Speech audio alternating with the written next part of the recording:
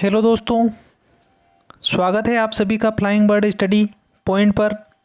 और मैं हूं जितेंद्र।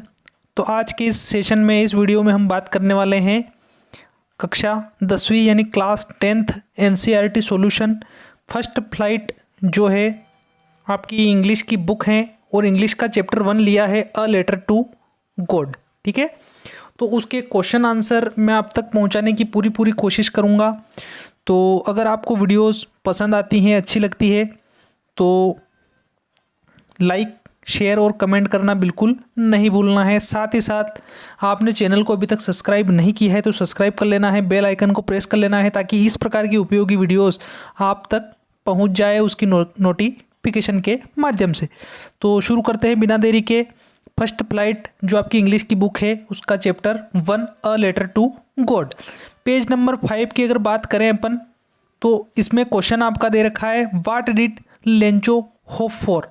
ठीक है, तो इसका आंसर है Lencho hoped for rains as then only he could get a better yield and thus feed his family. ठीक है, तो ये आपको लेसन 1 का जो है क्वेश्चन नंबर फर्स्ट का आंसर लिख लेना है, फिर कॉपीज आपको कंप्लीट करनी पड़ेगी। Question number second, why did Lencho say the rain drops were like new coins. तो लेंचोस आंसर की बात करें, Lencho's crops were ready for harvest as rain drops would have helped in getting a better harvest resulting in more prosperity, so Lencho compared them with a new coins। ठीक है, यानी rain drop जो होती है ना, अपने पानी की बूंद, उनको नए सिक्कों की तरह क्यों बताया है, क्यों कहा है मतलब। ठीक है, तीसरा क्वेश्चन देख लेते हैं, how did the rain change what happened to Lencho's fields. तो बरसात कैसे परिवर्तित हुई, बदली मतलब, है ना। तो इसका आंसर देख लेते हैं, the rain was pouring down but suddenly a strong wind began to blow followed by a devastating hail storm all the crops in Lencho's field were destroyed. देखो बरसात कैसे बदली वो बता रहे हैं, पूछ रहे हैं। तो अचानक क्या हो गया कि तेज़ हवाएं चलने लग गई, उसके बाद तूफान सा आ गया और सारी फसल जो है लेंचो की बर्बाद हो गई, नष्ट हो गई। क्वेश्चन नंबर 4 वाला देख लेते हैं, what were Lencho's feeling when the hail stopped. After the hail stopped Lencho's heart was filled with sadness, he was completely shattered, he could see a bleak future for him and his family, he was worried about lack of food for the coming year। देखो जैसे ही वो तूफान आया था वो रुका, उसके बाद बुरी तरह से जो है दुख से उसका दिल जो है भर गया क्योंकि नुकसान हो गया था फसल का। पूरी तरह से चिंतित भी हो गया वो, और परिवार और उसको खुद को लेकर जो भी उसने भविष्य की योजनाएं बना रखी थी वो भी उसकी पूरी नहीं हो पाई, और वो चिंता करने लगा कि अगले साल के लिए वो क्या करेगा, मतलब। ठीक है, अनाज के लिए। तो अगला जो है पेज नंबर 6 का देख लेते हैं, oral comparison.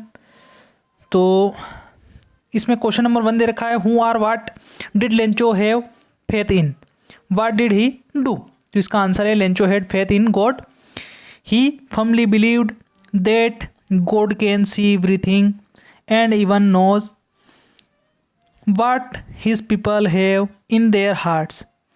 He strongly felt that God will definitely help him out of this situation. He wrote a letter to God saying that he needed some money to sow his fields again. तो उसका Lencho का जो विश्वास किसके ऊपर था, कैसे था और क्या किया उसने, तो ये पूछा गया है इस क्वेश्चन में। तो मैं इसका सारांश जो है आपको बता देता हूँ, सार कि भगवान पर विश्वास करता था वो, उसके बाद उसे विश्वास था मतलब भगवान पर बहुत ज़्यादा, और उसने भगवान जी को पत्र लिखा एक, और उसमें बताया कि उसे कुछ पैसों की आवश्यकता है वापस से अनाज बोने के लिए। हु रीड द लेटर तो the post master read the letter, पत्र किसने पढ़ा, तो पोस्ट मास्टर डाकिया ने, है ना।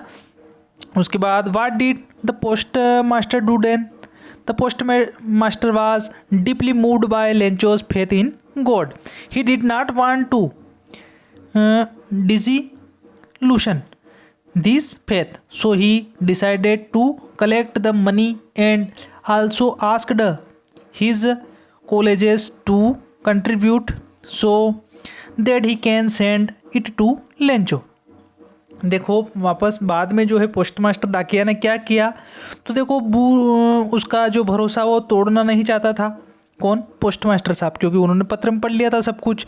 फिर क्या किया, उन्होंने जो है पैसे कुछ इकट्ठे किए और लेंचो तक वो पहुंचाए दिए, मतलब ठीक है। अगला जो है आपका देख लेते हैं, क्वेश्चन नंबर 1 दे रखा है इसमें, what Lencho surprise to find a letter for him with money in it, तो no Lencho was not at all surprise to see the letter from God with money inside it.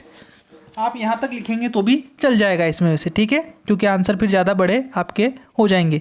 Second वाला है what made him angry, तो when he finished counting money he found only 70 pesos in it but he had demanded 100 pesos, तो he was confident that God could neither make a mistake nor deny him what he had requested, so he was pretty sure that the post office employees must have taken the remaining 30 पेरोस।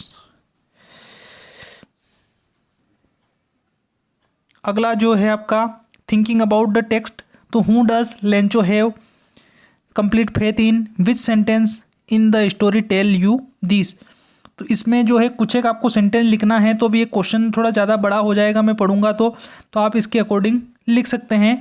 मैंने कुछ एक point आपके यहाँ बना दिए है वैसे, ठीक है, सारा कुछ लिखना आपको ज़रूरी नहीं है वैसे, पर लिख लेना है क्वेश्चन फर्स्ट वाला। क्वेश्चन नंबर 2 है why does the post master send money to Lencho, why does he sign the letter God, तो ये इसमें पूछा है कि पोस्ट मास्टर ने जो है लेंचो को मनी पैसा क्यों भेजा, मतलब ठीक है, तो ये मैं थोड़ा सा पढ़ लेता हूँ आपके लिए।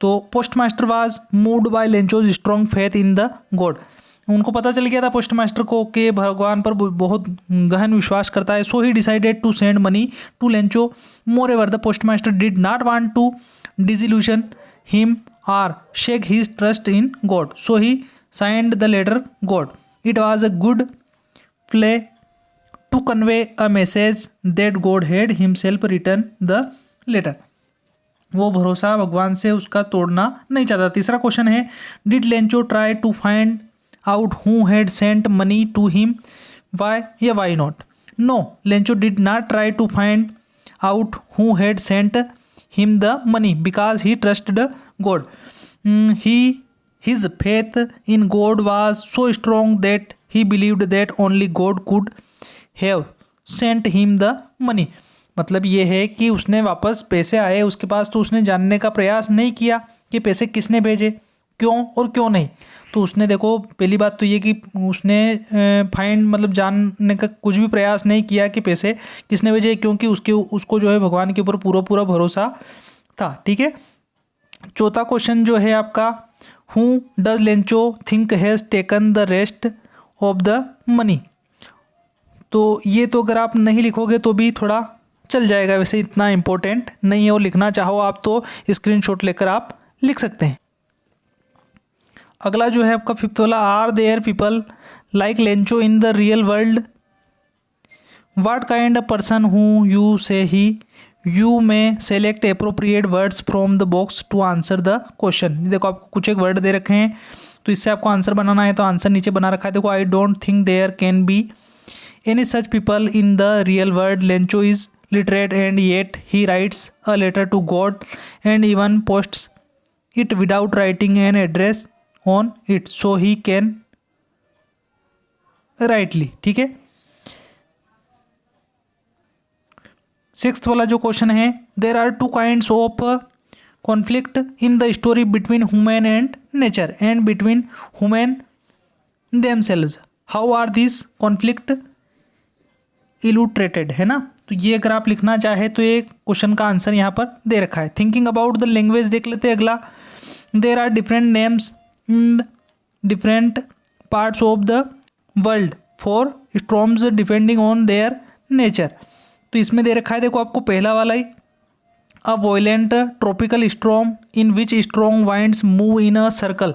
गोला बनाकर जो है बहुत तेज हवा चलती है तो उसको क्या बोलते हैं, तो ये आपका फर्स्ट वाले ब्रैकेट में ही दे रखा है, तीसरा वाला साइक्लोन। तो ये आप उसको फील कर देना, पूरा साइक्लोन बोलते हैं उसको। अगला जो है इन एक्सट्रीमली स्ट्रॉन्ग वाइंड, तेज हवा चलती है तो उसे क्या बोलेंगे, तो ये आपका फर्स्ट वाला ही हो जाएगा, ये GALE लिखा हुआ है, इसको गेल बोलेंगे, है ना। उसके बाद the violent tropical storm with very strong wind, तो ये आपका ये लास्ट वाला है ना, टाइफून हो जाएगा। उसके बाद violence storm whose centre is a cloud in the shape of a funnel, तो ये आपका ये हो जाएगा सेकंड लास्ट वाला, यानी टोर्नाडो, है ना। उसके बाद फिफ्थ वाला है violent storm with very strong winds specially in a western Atlantic ocean, यानी पश्चिमी अटलांटिक महासागर में ही ये चलता है विशेष रूप से। तो ये आपका क्या हो सकता है, ये आपको बताना है, ठीक है।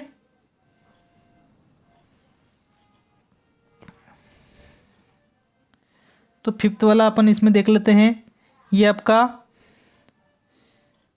हरिकेन हो जाएगा, मतलब इस गेल के जो नीचे लिखा हुआ है ना वो वाला हो जाएगा आपका फिफ्थ वाले में। और सिक्स्थ वाला है very strong wind that moves very fast in a spinning movement and causes a lot of damage, तो ये आपका ये हो जाएगा वायर वाइंड, है ना। अगला क्वेश्चन है आपका मैच, है ना। तो ये मैच जो ऊपर दे रखी ये नहीं, अपन डायरेक्ट सीधी वाली सही वाली ही देख लेते हैं, ठीक है। इसके आंसर दे रखे देखो आपको नीचे, तो ये will you get the subject want to study I hope, तो इसमें वांटिंग समथिंग वाला मिलान कर लेना आप अच्छे से। I hope you don't mind, तो इसमें आप ये शोइंग कॉन्सर्न वाला कर लेना। तीसरा दिस डिस्कवरी विल गिव, इसके सामने फीलिंग वाला कर लेना। We were hoping against hope, तो इसके सामने wishing for something to happen. Fifth वाला I called early in the hope, इसके सामने ये थिंकिंग दैट दिस वुड वाला कर लेना। सिक्स्थ वाला जो है just when everybody have give up, इसके सामने ये स्टॉप्ड बिलीविंग वाला कर लेना, ठीक है। थर्ड वाला क्वेश्चन जो है वो भी देख लेते हैं अपन जल्दी जल्दी। Join the sentence give below using who, हुम, हुज और विच, ये सारे आपको जोड़कर सेंटेंस बनाने हैं। तो मैं डायरेक्ट इसके आंसर आपको बता देता हूँ। फिफ्थ के नीचे देखो आंसर लिखा रखा है, I open go to Mumbai which is the commercial capital of India, इसमें आपको विच जोड़ना है बीच में, ठीक है। अगला जो है माई मदर, माई मदर के बाद आपको जोड़ देना है हूँ, cook very well is going to host TV show on cooking, है ना। तीसरा वाला जो है दिस स्पोर्ट्स पर्सन, इसमें आपको हुज जोड़ना है, performance has been excellent are going to meet the president. अगला जो है फोर्थ वाला लेंचो प्लेट टू गॉड, इसमें हुज जोड़ना है, हुज, है ना। I see into our mind. और फिफ्थ वाला जो है दिस मैन हुम आई ट्रस्ट चीटेड मी, ये कर देना है आपको, ठीक है। अगला जो फोर्थ वाला दे रखा है find sentence in the story which negative words, तो इसमें पहला वाला दे रखा है देखो the tree lost all there leaves,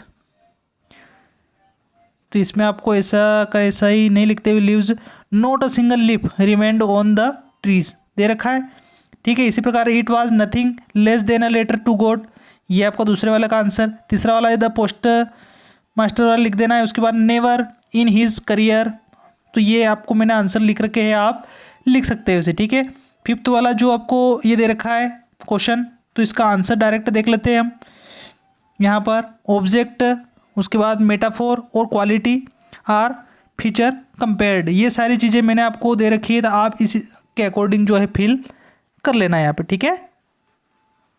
तो फ्रेंड्स ये था आपका 10th क्लास का इंग्लिश का चैप्टर 1 मैंने पूरा क्लियर करवाने की कोशिश करी है। तो कमेंट के माध्यम से आपको ज़रूर बताना है कि आपको वीडियोस कैसी लगी, और कुछ आपके सजेशन हो तो वो भी स्वीकार होगी यहाँ पर कमेंट के माध्यम से ज़रूर बताएं। साथ ही साथ आप अगर दूसरे सब्जेक्ट की प्रिपरेशन भी करना चाहते हैं और उनके क्वेश्चन आंसर भी आपको चाहिए तो वो भी आप हमें सब्जेक्ट ज़रूर लिख कर भेजें, हम आप तक ज़रूर पहुँचाएँगे। फिलहाल इस वीडियो में इतना ही। जय हिंद, जय भारत।